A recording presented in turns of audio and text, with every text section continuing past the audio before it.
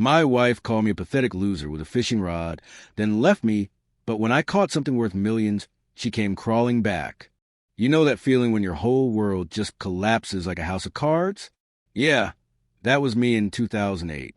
Jack Miller, 45 years old, living in Saugatuck right on Lake Michigan shore. Thought I had it all figured out. Steady job at the John Deere plant. Loving wife. Decent savings account. Boy, was I wrong. The pink slip came on a Tuesday. Economic crisis, they said. Plants closing down, they said. Sorry, Jack, but we gotta let you go. 23 years of getting up at 5 a.m., working those factory floors, and it all ended with a handshake and a cardboard box for my desk stuff. But here's the thing about life. It's got a twisted sense of humor. Just when you think you've hit rock bottom, it hands you a shovel. 2 weeks after losing my job, my wife Emily decided she'd had enough of small-town life. And me. Came home Thursday evening to find half our furniture gone and a note on the kitchen counter. Not even a face-to-face conversation. Just a piece of paper saying she was moving to Chicago with her lawyer friend from book club. Yeah, that book club I thought was about discussing romance novels. Turns out some of them were discussing a lot more than books. Emily and I used to sit on our back porch, sharing earbuds connected to my old Walkman, listening to Tom Petty cassettes and dreaming about that little house by the lake. Learning to Fly was our song. We planned it all. White picket fence, wraparound porch, even picked out names for the cats we'd have. The worst part wasn't betrayal. It was finding out she cleaned out our joint savings account. $37,000 gone. Money we'd saved penny by penny, skipping vacations and eating ramen for months. All those times I'd fix the car myself instead of going to a mechanic, all meaningless in the end. So there I was, 45 years old with nothing but a 1995 Ford Ranger that sounded like it was dying of emphysema and whatever pride I had left, which wasn't much. Had to move out of our house. Couldn't afford the mortgage, and ended up in this tiny apartment above Murphy's hardware store. The place smelled like mildew and cheap coffee, with paper-thin walls that let me hear every argument the couple next door had. The floorboards creaked, the faucet dripped constantly, and the radiator made haunted house noises. But it was what I could afford on unemployment benefits. My brother Tim thought the whole situation was hilarious. He'd drive by in his fancy Silverado and honk the horn. Hey, Jack. He'd yell out the window. Still living the dream? Real supportive family I had there. The guys at O'Malley's Tavern weren't much better. Small-town gossip travels faster than bad news. I'd walk in and conversations would stop. Then the whispers. There goes Jack Miller. Lost his job and his wife in the same month. Poor bastard can't catch a break. I try to laugh it off. Hey, at least I don't have to share the remote anymore, I'd say. But inside, I felt like I was drowning. You ever feel that way? Like you're underwater, looking up at everyone else living their normal lives, and you can't quite reach the surface? The only place that felt like sanctuary was the old pier where my grandpa used to take me fishing when I was a kid. 15-minute drive from town, down a winding road through farmland to a little wooden dock that's probably older than I am. Paint's all peeled off, half the boards warped from Michigan winters, but it's still standing. Grandpa, I was the kind of man they don't make anymore. Served in Korea, worked construction for 40 years, never missed Sunday church. He had these massive hands, scarred from decades of hard work, but could tie the most delicate fishing knots you'd ever seen. I used to watch him for hours, mesmerized. He'd always pack peanut butter and jelly sandwiches cut diagonally because they tasted better that way, and we'd sit on that pier from sunrise to sunset. Sometimes we'd catch enough perch for dinner. Sometimes we'd come home empty-handed. Didn't matter to him either way. Jackie, he'd say, he's the only person who ever called me that. Life's like fishing. Sometimes you wait for hours and nothing happens. But you keep that line in the water because you never know when the big one's going to bite. And usually it happens right when you're ready to pack up and go home. I heard that saying 100 times growing up. Grandpa had this way of making everything sound important, even when talking about catching bluegill. He'd tell me about the old days, when men kept their word and a handshake meant something, when neighbors helped each other without expecting anything back. People nowadays, he'd say, shaking his head, they're always looking for the easy way out. But the best things in life, Jackie, they take patience. They take time. Do good, and it'll come back to you. Maybe not today, but it will come back. After he passed, when I was 20, I kept coming back to that pier. It became my thinking spot, my escape when life got too heavy. The lake has this way of putting things in perspective. It's massive. You can't even see the other side. Makes your problems feel smaller, like tiny ripples on this enormous body of water that's been here for thousands of years. So after everything fell apart, that's where I ended up spending most of my time. Every morning, I'd turn the key in my Ford Ranger and coax it to life. The old beast always started eventually, though it protested with every turn of the engine. I'd grab my tackle box, pack a cooler with whatever cheap beer I could afford, usually Milwaukee's Best, because beggars can't be choosers, and make the familiar drive. Down Main Street, past the closed-down Woolworths and the new Starbucks that nobody in Saugatuck really wanted but somehow always had a line. Past Henderson's farm, where old man Henderson would wave from his tractor, probably wondering why I wasn't at work like normal people. The locals started talking, of course. Jack Miller's out there every day now. They'd say, just sitting by himself, drinking beer and pretending to fish. Poor guy's lost it. Tim was the worst. He'd call just to twist the knife deeper. Jack, you're embarrassing the family. People think you've given up on life. When's the last time you even looked for a job? Truth was, I had been looking. Filled out applications at every business within 50 miles of Saugatuck. Hardware stores, restaurants, construction companies. Nobody was hiring. The economy was in the toilet, and guys like me were a dime a dozen. Middle-aged factory workers with no college degree. Just skills for operating machinery being replaced by computers. But I kept going to the pier, not because I was giving up, but because it was the only place I could think clearly, where I could remember who I used to be before everything went sideways. The fishing wasn't great, honestly. Most days I catch maybe a couple small perch, nothing worth writing home about. But that wasn't the point. There's something meditative about fishing. The sound of waves lapping against the pier, sunlight dancing on water, the feel of the rod in your hands, forces you to slow down, be present instead of constantly worry about the future or dwelling on the past. Winter turned to spring, and by then I'd started noticing I wasn't the only regular out there. Turns out, early morning fishing attracts a specific type of person. Folks who either have nowhere else to be or are avoiding the places they're supposed to be. There was old Fred, probably 70-something, who'd been fishing the same spot since Nixon was president. He had this beat-up aluminum boat that looked like it survived World War II, and he knew more about Lake Michigan fish patterns than some marine biologists. Fred would arrive every morning at sunrise, rain or shine, with his Detroit Tigers thermos and enough tackle to stock a sporting goods store. The first few weeks, we just nodded at each other, that universal guy acknowledgement that says, I see you, I respect your space, we're cool. But eventually, Fred started sharing his coffee and his theories about why the perch were biting shallow this season. Jack Miller, right? He said one morning, pouring steaming coffee into my cracked travel mug. Heard about the plant closing. Tough break, son, but you picked a good spot to figure things out. Fred had this way of talking that made you feel like he'd seen it all before. Lost jobs, broken marriages, dreams that didn't pan out. Nothing shocked him anymore. He'd just nod and say something like, life's got a way of sorting itself out, long as you don't get in his way too much. Then there was Mike, a Vietnam vet who lived in a converted van and followed good fishing spots around the Great Lakes.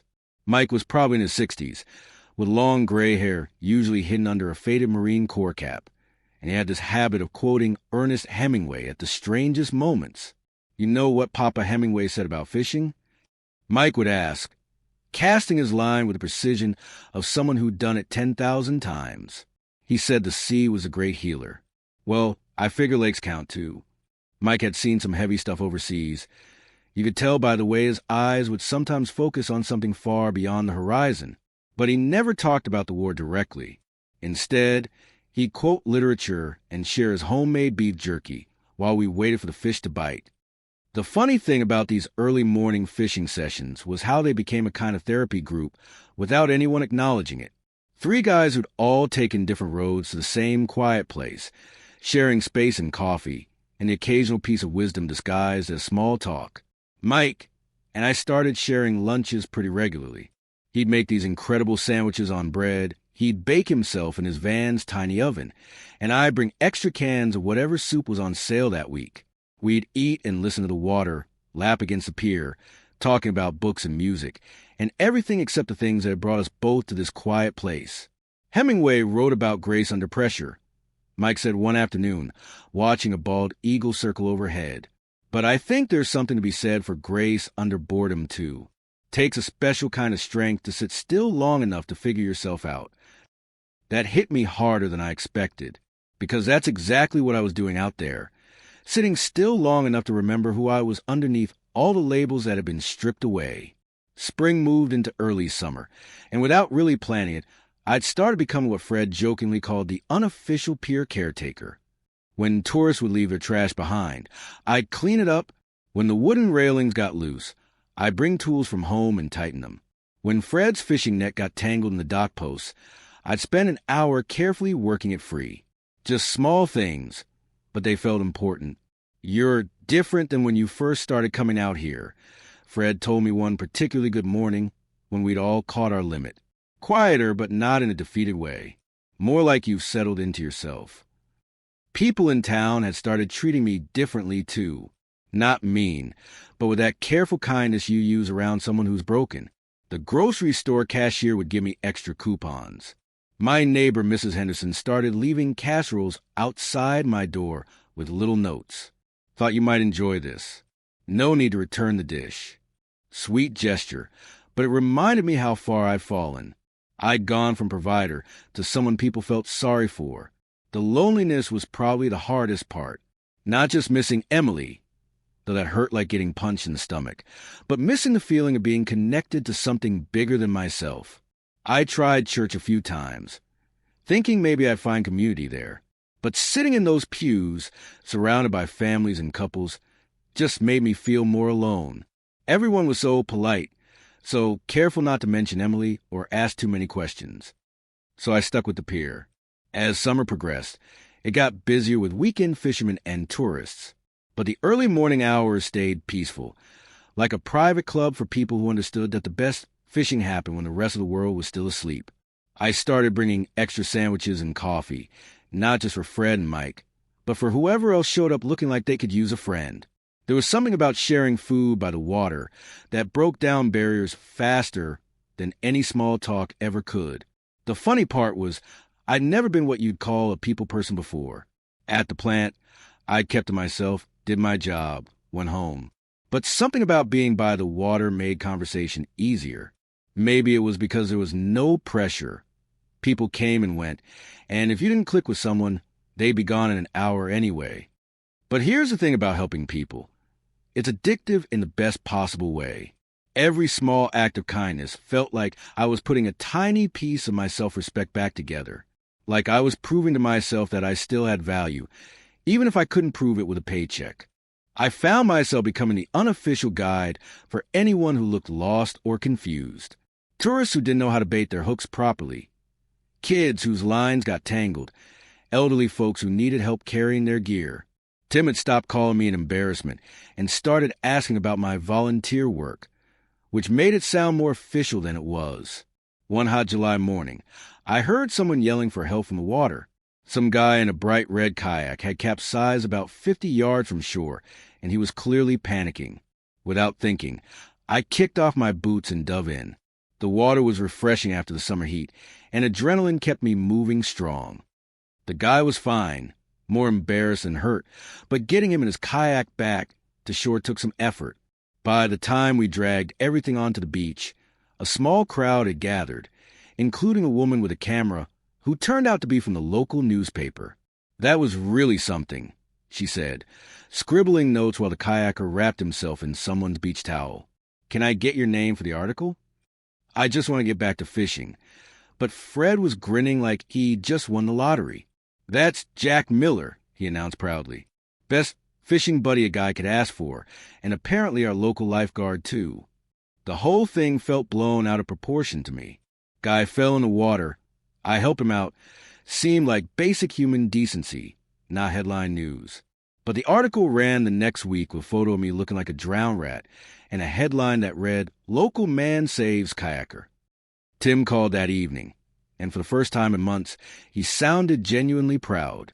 Saw the article online. Mom would have loved that, Jack. She always said you had a good heart. It was a small thing, but hearing approval in my brother's voice instead of disappointment felt better than I'd expected. Maybe I was finally doing something right, even if it wasn't what anyone had planned for me. The rescue story made its way around town quickly. Suddenly, people were treating me differently again, not with pity anymore, but with something closer to respect. Mrs. Henderson stopped leaving casseroles and started inviting me for Sunday dinner instead. The guys at O'Malley's would nod when I walked in, like I'd earned my place back in the community. "You're becoming quite the local celebrity," Mike observed one morning, watching me untangle someone's fishing line from the pier posts. Of course, Papa would say that a man's worth isn't measured by his fame, but by what he does when nobody's watching. That was the thing about Mike's quotes. They always hit exactly when you needed to hear them. And he was right. The stuff that mattered most happened when it was just me and the lake and whatever small task needed doing. As August rolled around, I realized something fundamental had shifted inside me. Those first few weeks after everything fell apart, I'd come to the pier angry and desperate, like I was trying to fish my old life back out of the water. Now I came here because it felt like home. I'd started enjoying my own company. For the first time since I was a teenager, I didn't have to worry about anyone else's needs or opinions. If I wanted to sit on that pier until sunset, I could. If I wanted to eat cereal for dinner, nobody would complain. People started commenting on the overall change in me. Mrs. Henderson mentioned I seemed more settled at the post office. Even Tim noticed during one of our calls, though he couldn't put his finger on what was different. "You sound less angry, Jack," he said, and for once there wasn't judgment in his voice. "Not happy exactly, but like you're not fighting with yourself as much." Truth was, I was starting to remember parts of myself that had gotten buried under years of routine and responsibility. The guy who used to build model airplanes in high school, who could spend hours reading about World War II battles, who once drove to Detroit just to see a blues concert because I'd heard the guitarist was incredible. Somewhere along the way, I'd stopped doing things just because I enjoyed them. Everything had become about being the kind of man I thought I was supposed to be. But sitting on that pier day after day, I started remembering there were parts of me that existed independently of what others expected. Late one evening in late August, after most of the day fishermen had packed up and gone home, I was cleaning up some trash that had blown against the pier posts. The sun was setting, painting the water gold and orange, and I was taking my time because there was nowhere else I needed to be. That's when I noticed something glinting between the rocks near the water's edge. Probably just a beer bottle cap or a piece of broken glass, but it caught the light in an interesting way. The way evening light could play tricks on you. I'd learned not to trust what I saw during the golden hour. Fred and Mike had already headed home, and the pier was empty except for me and whatever fish were brave enough to bite in the fading light. I finished coiling up someone's abandoned fishing line and started packing my gear. The drive home felt different that night, not because of anything specific that had happened, but because of how ordinary the whole day had been. 6 months ago, ordinary would have felt like failure. Now it felt like peace. I'd spent the day helping a kid from Chicago catch his first perch, sharing coffee with Fred while he told stories about fishing these waters in the 60s, and listening to my quote Hemingway about the healing power of moving water. Simple stuff, but it filled the hours in a way that felt meaningful. As I loaded my gear into the Ranger, I glanced back at the pier one more time. The glinting object was still there between the rocks, whatever it was. Probably just trash, I muttered to myself, turning the key and listening to the engine's familiar protest before it grudgingly came to life. This wasn't the life I'd planned, but it was starting to feel like mine. Not the desperate, angry version of myself that had first started coming to pier, but someone quieter and maybe wiser.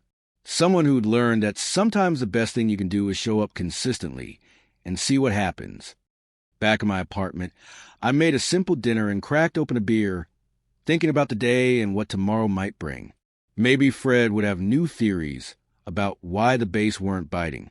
Maybe Mike would share another Hemingway quote that would stick with me for weeks.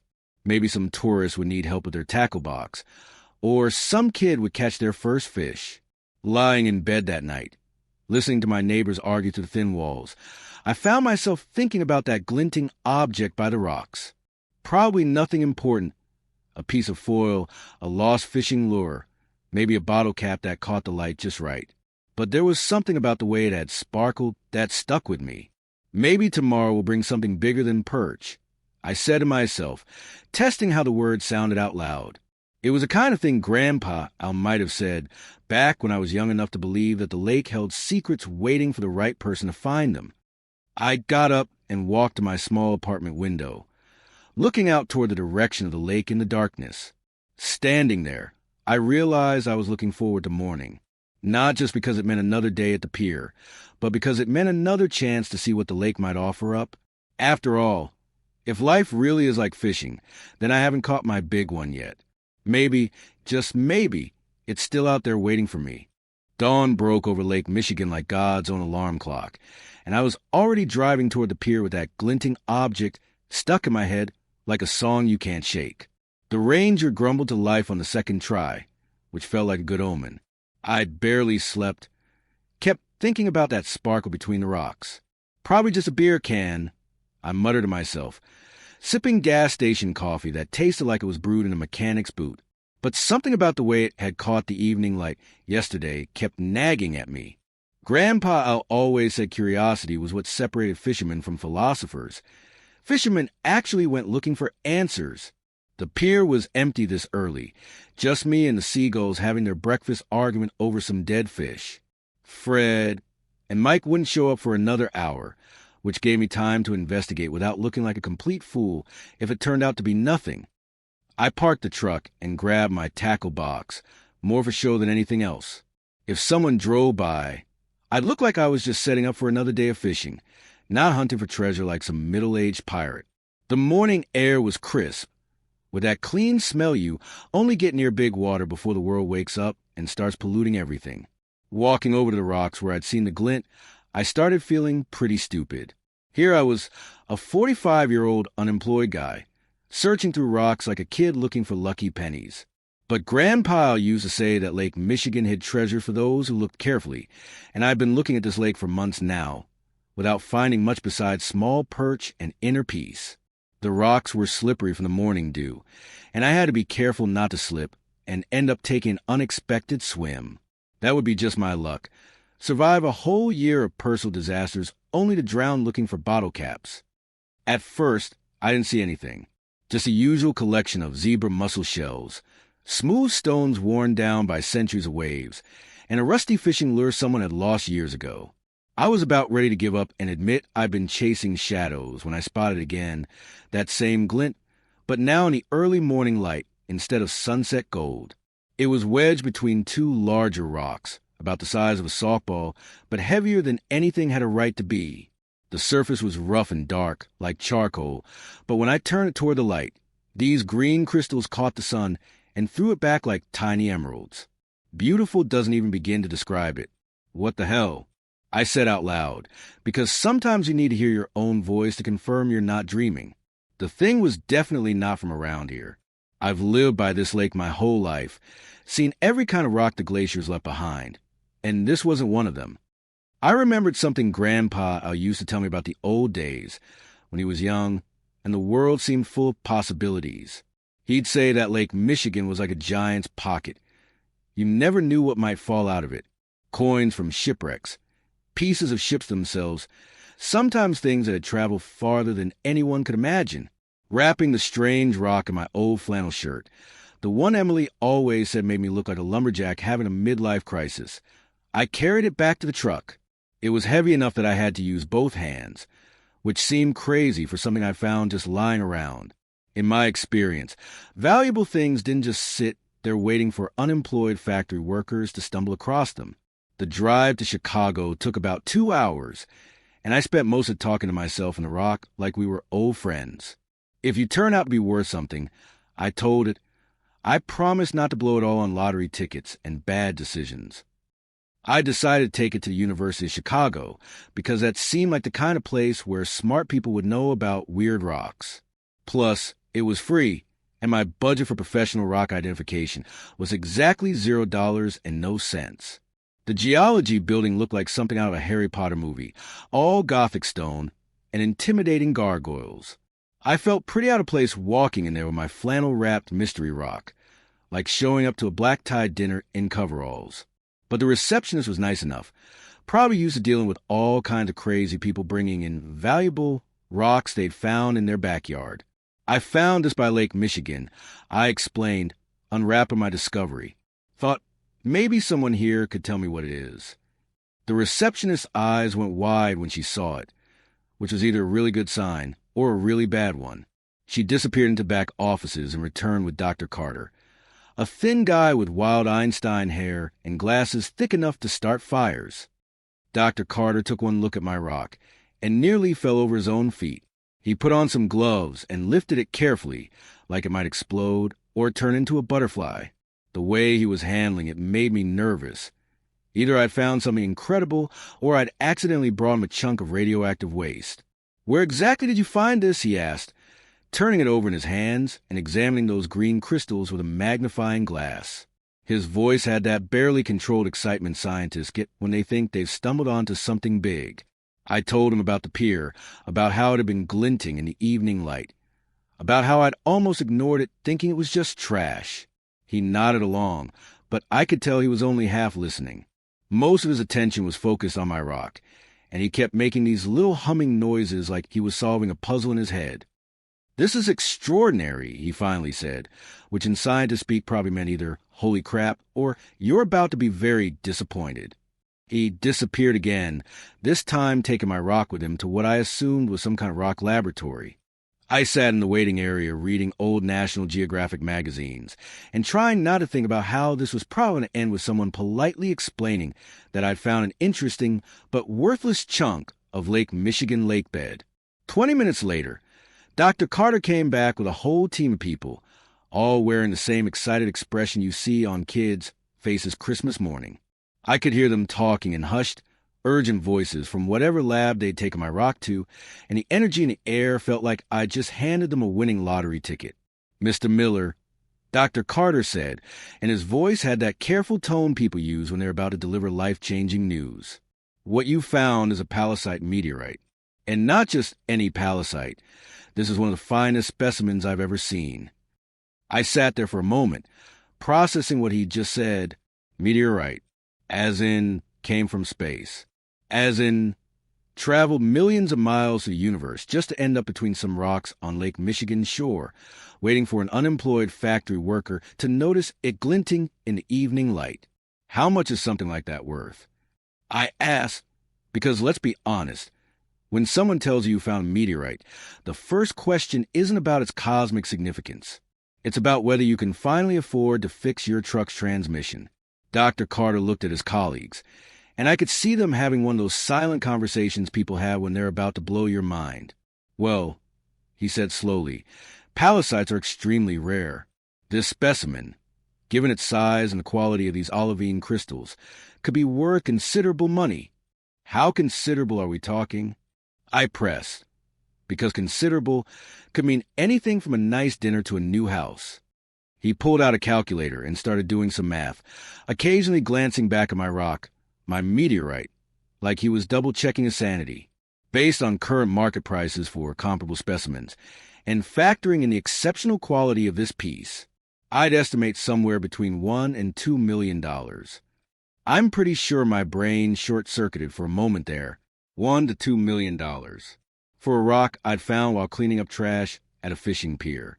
I'd gone from wondering if I could afford groceries next week to potentially being a millionaire, all because I'd been curious about something glinting in the evening light.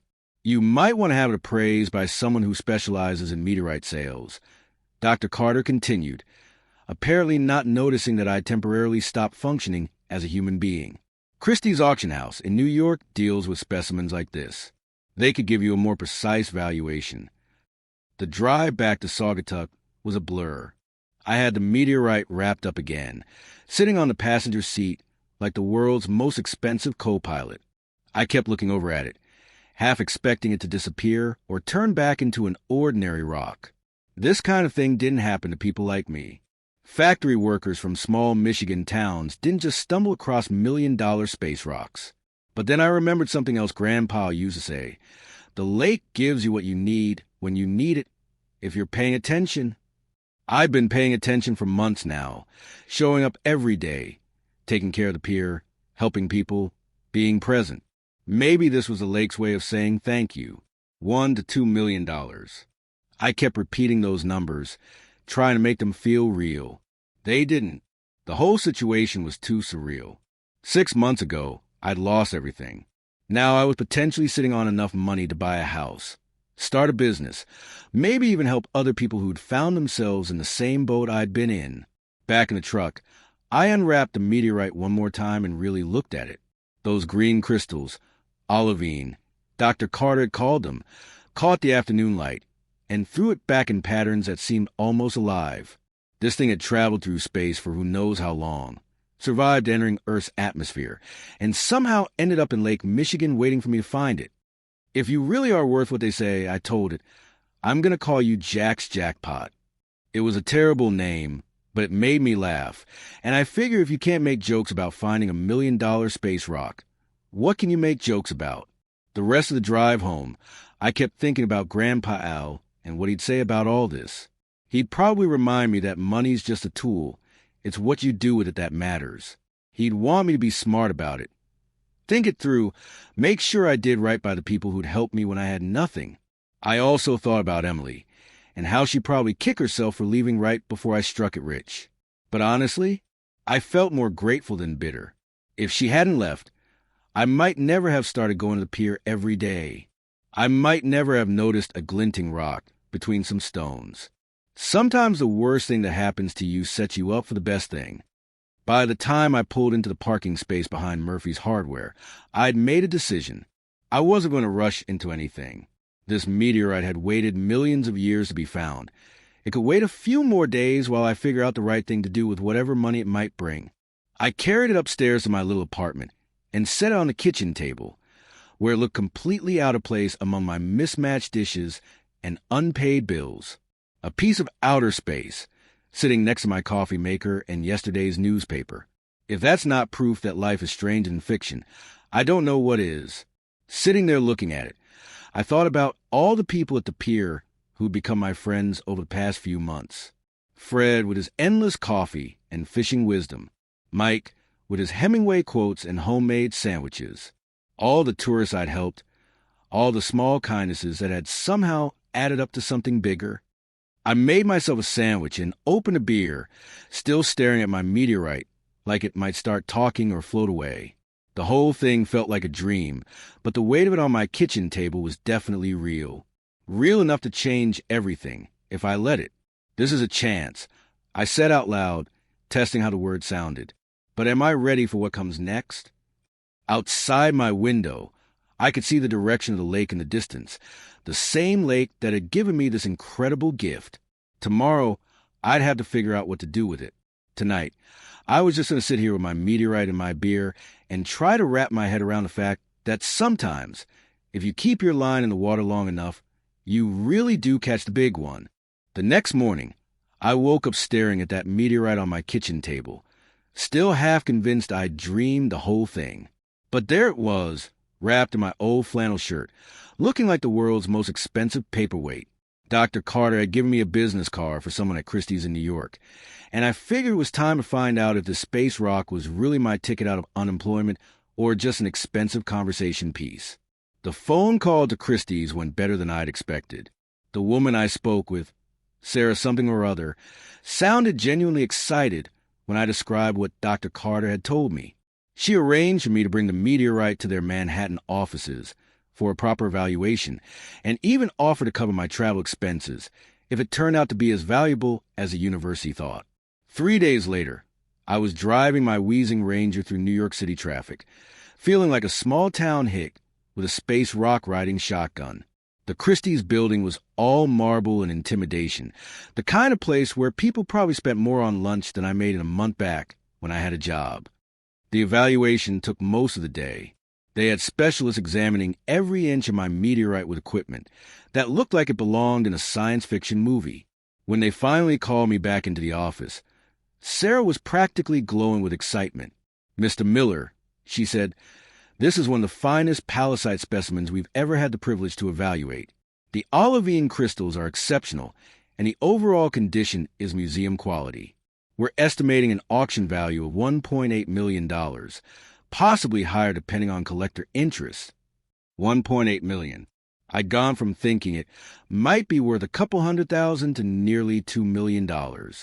It was like winning the lottery, except instead of picking numbers, I'd just been curious about something glinting in the evening light. They wanted to put it in their next major auction, scheduled for 3 weeks out. All I had to do was sign some papers, and they'd handle everything else. The reserve price would be set at $1.5 million, which meant even if the bidding was terrible, I'd still walk away with more money than I'd ever imagined having. The drive back to Saugatuck gave me plenty of time to think about what this meant. I could pay off every debt I had, buy a house, start over completely, maybe even help other people who'd found themselves in the same situation I'd been in just a few months ago. It felt surreal, like I was living someone else's life. But here's the thing about small towns. They have a way of finding out your business faster than the internet. I'm still not entirely sure how word got out, but by the time I'd been back for 2 days, it seemed like everyone in Saugatuck knew that Jack Miller had found himself $1 million space rock. I suspect it started with Mrs. Henderson, who had this uncanny ability to overhear phone conversations through apartment walls. She probably caught me talking to Christie's and put 2 and 2 together. From there, it would have spread through the post office, the grocery store, and O'Malley's Tavern like wildfire. Small-town gossip networks make the CIA look like amateurs. The first sign that my quiet life was about to get complicated came when Emily called. I hadn't heard from my ex-wife since she'd cleaned out our bank account and moved to Chicago with her lawyer friend. The sound of her voice on the phone brought back a whole flood of emotions I thought I'd dealt with. Her tone was different than I remembered, softer, more careful. She started with small talk about how I was doing, how she'd heard I was spending time fishing, how she hoped I was taking care of myself. But I could hear the real reason for her call lurking underneath all the pleasantries. "Jack," she finally said, "I heard about your discovery. That's incredible luck. I was thinking, maybe we could talk? We were such a good team. You and I, maybe there's a way we could work together on this." Work together. Right. The woman who'd left me a note on the kitchen counter and disappeared with our life. Savings wanted to be partners again now that I'd struck it rich. I found myself thinking about Grandpa Ailes' definition of a team. People who stuck together when things got tough, not people who showed up when things got easy. I told her I'd think about it and hung up, but honestly, there wasn't much to think about. If Emily had wanted to be a team, she could have stuck around when I lost my job instead of bailing at the first sign of trouble. Funny how $1 million meteorite suddenly made her remember all the good times we'd had together. The local business community started circling like sharks smelling blood in the water. Bob Patterson, who owned the biggest car dealership in town, called to invite me to lunch. During our conversation, he casually mentioned that he'd be interested in purchasing my interesting rock for a fair price, maybe $200,000 cash, no hassle with auctions or taxes. "It's a nice stone, Jack," he said with the kind of smile car dealers practice in the mirror. "But you know how these auction houses work. They take their cut, the government takes theirs, and by the time you're done, you might not have much left. Cash in hand is worth 2 promises in the bush." $200,000 for a meteorite worth nearly $2 million. I wasn't a mathematician, but I could figure out that Bob was trying to screw me over by about $1.6 million. I politely declined his generous offer and started screening my phone calls more carefully. My brother Tim was a different kind of problem altogether. He showed up at my apartment unannounced one evening, carrying a 6-pack of beer and wearing a serious face. Tim had never been good at hiding his emotions, and I could see the mixture of excitement and resentment written all over him. "So," he said, settling into my only decent chair. My little brother's about to be a millionaire. That's something. I cracked open a beer and waited for whatever was really on his mind. Tim had a way of working up to the point of a conversation, like a pitcher warming up for a fastball. You know, he continued, family's supposed to look out for each other. When one of us does well, we all do well. That's how Dad raised us. There it was. Tim wanted his cut of my space rock windfall, and he was wrapping it up in family loyalty to make it sound reasonable. The same guy who'd spent months telling everyone I was an embarrassment to the Miller name now wanted to be my partner in prosperity. What exactly are you suggesting, Tim? I asked, though I was pretty sure I already knew. He launched into this whole speech about how we could invest the money together. Maybe start a business. Help each other out the way brothers should. It all sounded very noble until you remembered that Tim had been perfectly happy to let me struggle alone when I had nothing to offer him. I thought about something Grandpa used to say. Wealth isn't what's in your pocket, it's what's in your heart. Tim was proving that some people had poverty in both places, regardless of how much money was involved. The pressure was getting intense from all directions. Former co-workers were calling to congratulate me and hint about loans they needed. Distant relatives I hadn't heard from in years were suddenly interested in reconnecting. Even the pastor from the church I'd tried attending started dropping by to discuss the spiritual obligations that came with unexpected wealth. Everyone had an opinion about what I should do with my meteorite money, and most of those opinions involved giving them some of it. It was like being a winner of a lottery where everyone else thought they deserved to share the prize just for knowing you. But the more people pushed me to make quick decisions, the more I found myself thinking about what Grandpa would have done. He'd always been deliberate about important choices, taking time to consider all the angles before committing to anything. Good decisions, he used to say, are like good wine. They need time to develop properly. After a week of constant pressure from family, friends, and total strangers, I made a decision that surprised everyone, including myself. I called the University of Chicago and asked to speak with Dr. Carter. Dr. Carter, I said when he came on the line, I've been thinking about that meteorite, and I'd like to make a donation to your museum. Not the whole thing, but maybe some pieces of it. Enough so kids can see what came from outer space and maybe get inspired to look up at the stars. There was a long pause on the other end of the line. Mr. Miller, that's incredibly generous, but are you sure? Those pieces could be worth a considerable amount of money. I thought about all the times Grandpa, Al had taken me to the pier to look at the stars reflected in the lake water. How he'd told me stories about ancient civilizations who used those same stars to navigate across oceans. How he'd said that the best treasures were the ones you could share with other people. I'm sure, I told Dr. Carter. My grandfather always said the best things in life were worth sharing. I figure some kid sees those crystals and decides to become an astronomer or a geologist because of it. That's worth more than any money I could get for them. Dr. Carter was practically speechless. Apparently, people don't usually call up universities offering to donate pieces of million-dollar meteorites. He arranged for a specialist to come to Saugatuck and carefully extract some specimens that could be displayed without compromising the main piece. The auction went ahead as planned 3 weeks later. I didn't attend in person. The whole circus atmosphere wasn't really my style, but Sarah from Christie's called me with updates as the bidding progressed.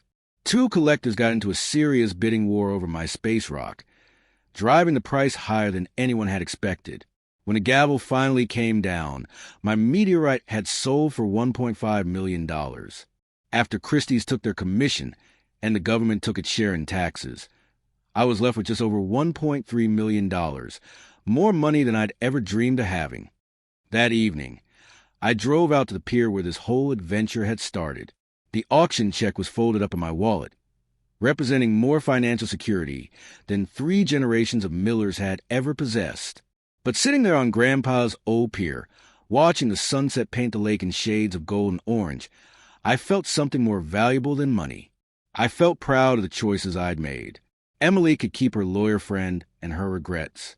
Tim could find his own way to success without expecting a handout from his embarrassing little brother. Bob Patterson could go back to selling overpriced cars to people who actually needed them. Fred and Mike found me there as the stars started coming out, carrying their usual coffee and quiet wisdom. They didn't ask about the money or the auction or what I planned to do next. They just shared their coffee and watched the water, the way friends do when words aren't necessary. You know what the best part about catching a big fish is? Fred asked eventually, his voice carrying across the still water. What's that? I replied, though I had a feeling I already knew where he was going with this. It's not the size of the fish, he said. It's knowing you had the patience to wait for it, and the wisdom to know what to do with it once you caught it. Mike nodded and added one of his Hemingway quotes. The real noble thing is to be worthy of the good things that happen to you. Sitting there with my friends, looking out at the lake that had given me so much more than just a meteorite, I realized that Grandpa, I would have been proud.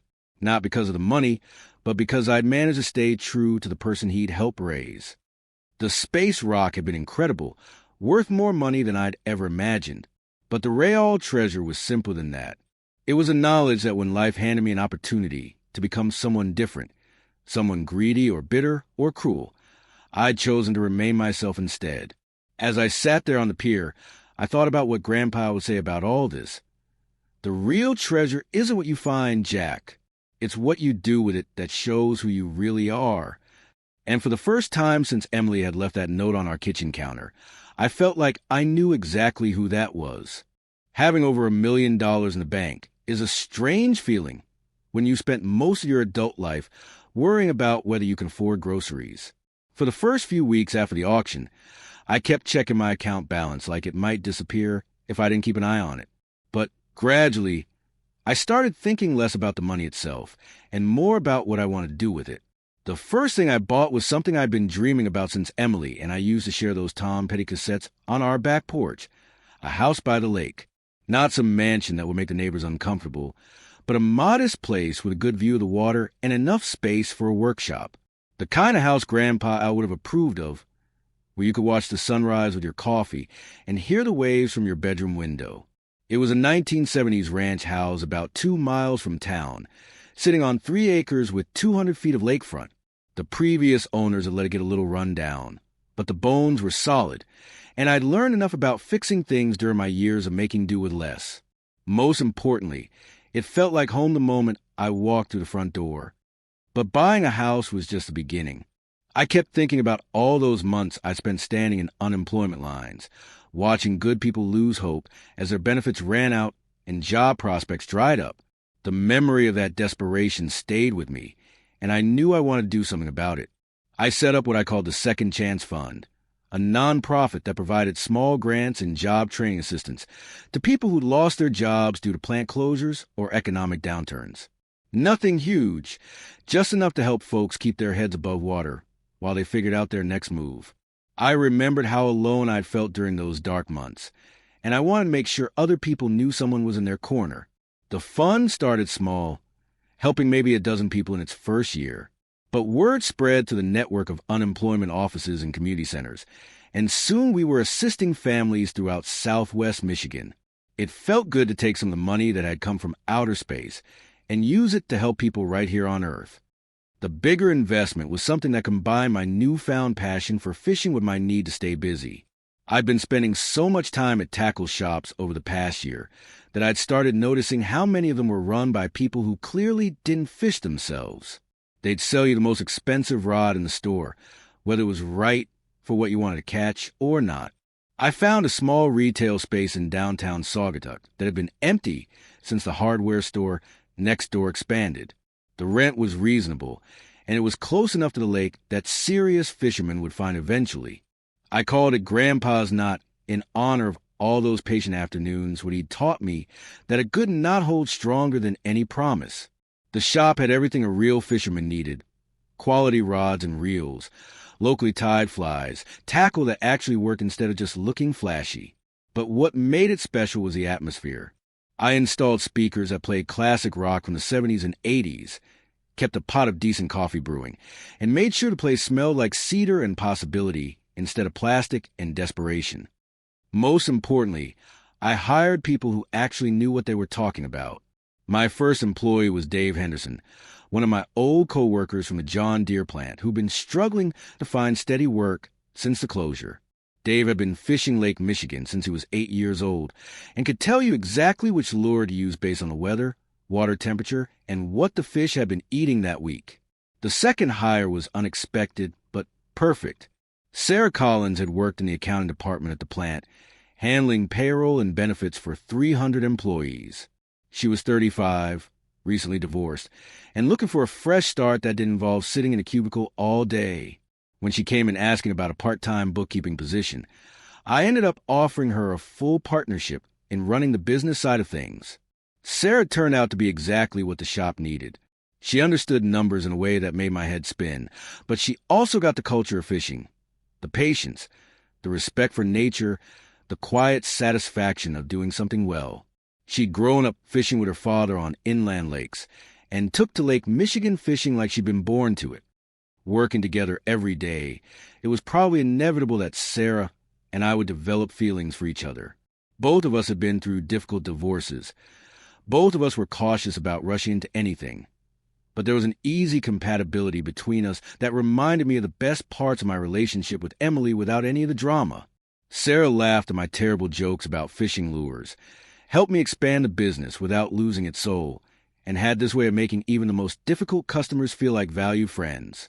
When she suggested we start carrying locally made fishing rods alongside the mass-produced ones, sales jumped 20% in 2 months.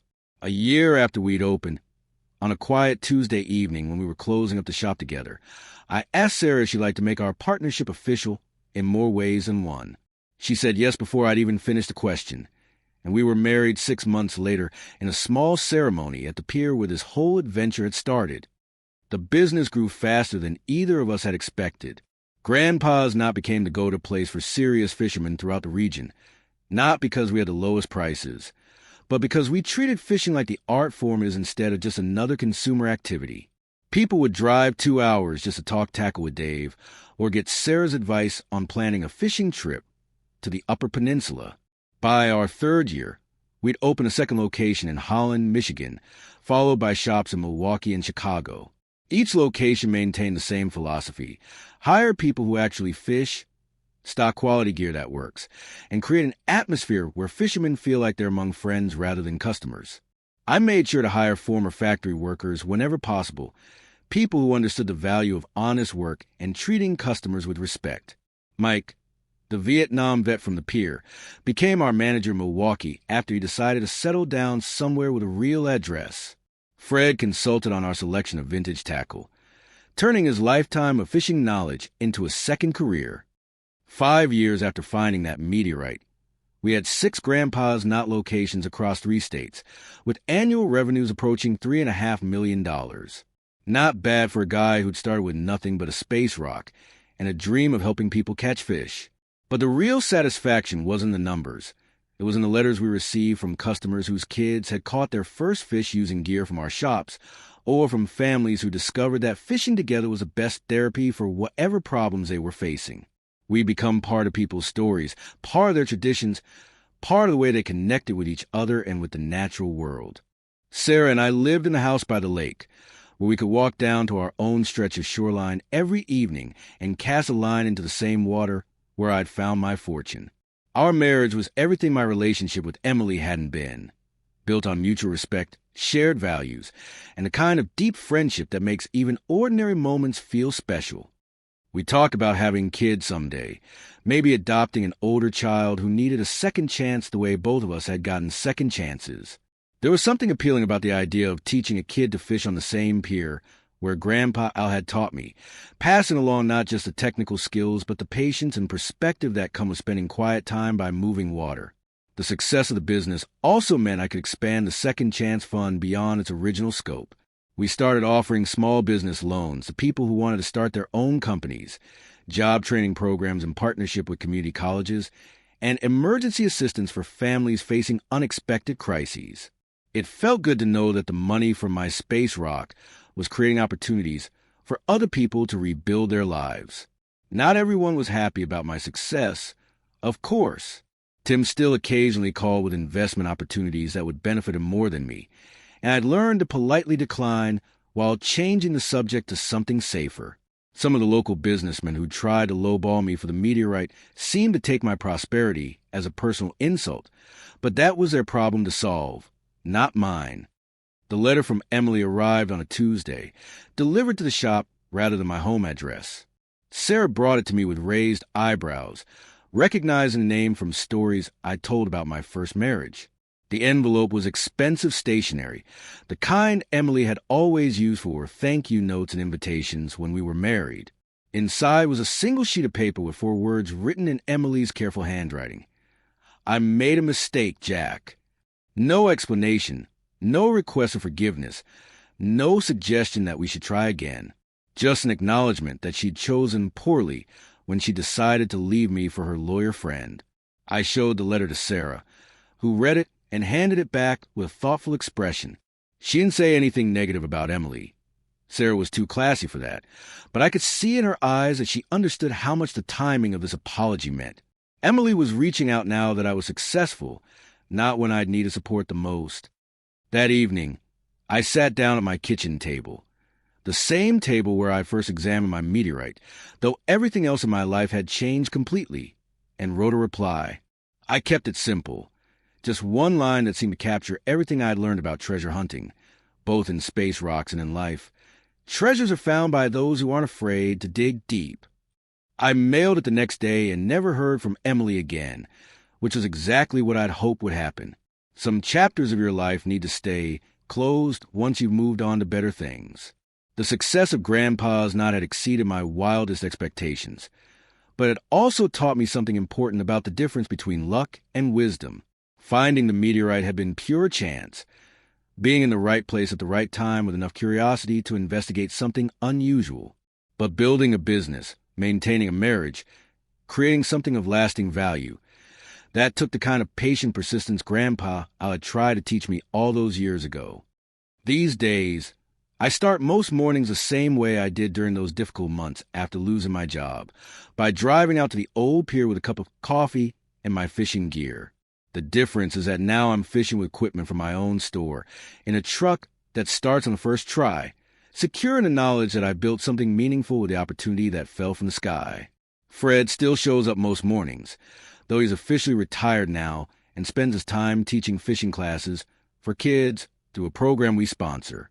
Mike splits his time between the Milwaukee store and his old spot on the pier, still quoting Hemingway and making those incredible sandwiches.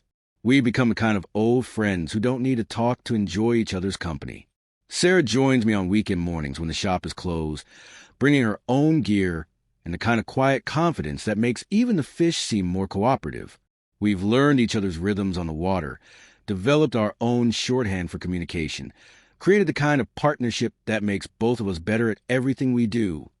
Sometimes tourists recognize me as a guy who found the $1 million meteorite, and they want to hear the whole story. I'm always happy to tell it, though I usually emphasize the parts about persistence and community more than the parts about sudden wealth. The real lesson isn't that space rocks fall from the sky. It's that good things come to people who show up consistently and pay attention to what's around them. Last week, a young couple stopped by the shop with their 8-year-old son, who was fascinated by the story of a meteorite. The kid wanted to know if there might be more space rocks hiding around Lake Michigan, just waiting for someone to find them. I told him there probably were, but that the best treasure hunters were the ones who enjoyed the search itself, not just the discovery at the end. Standing there in my shop, surrounded by the tools and atmosphere I created to honor my grandfather's memory, watching that kid's eyes light up with possibility, I realized I'd found something more valuable than any meteorite. I'd found a way to turn an accident of cosmic timing into a legacy that might outlast me. This evening, like most evenings, I'm sitting on the pier where everything started, watching the sun set over Lake Michigan with a fishing rod from Grandpa's knot in my hands. The rod is perfectly balanced. The line is strong enough to handle whatever might bite, and the bait is fresh enough to make even the pickiest fish interested. But honestly, whether I catch anything tonight isn't really the point anymore. I'm here because this is where I learned that patience and persistence eventually pay off, where I discovered that the best treasures are often the ones you weren't looking for, where I figured out that success isn't just about what you achieve, but about who you become in the process. The water is calm tonight, reflecting the first stars like tiny diamonds scattered across black velvet. In a few minutes, Sarah will join me with her own rod and a thermos of that good coffee she makes. We'll sit together in comfortable silence, listening to the waves and waiting to see what the lake might offer up tonight. Life is like a lake. I've learned you never know what's hiding beneath the surface, but if you're willing to cast your line and wait patiently, it will eventually reveal its secrets. Sometimes you catch small fish, sometimes you find space rocks, and sometimes you discover that the real treasure was in the casting and waiting all along. As the stars come out over Lake Michigan, reflecting in the same water that gave me a second chance at everything, I can almost hear Grandpa L's voice carried on the evening breeze. Keep that line in the water, Jackie. You never know when the big one's going to bite.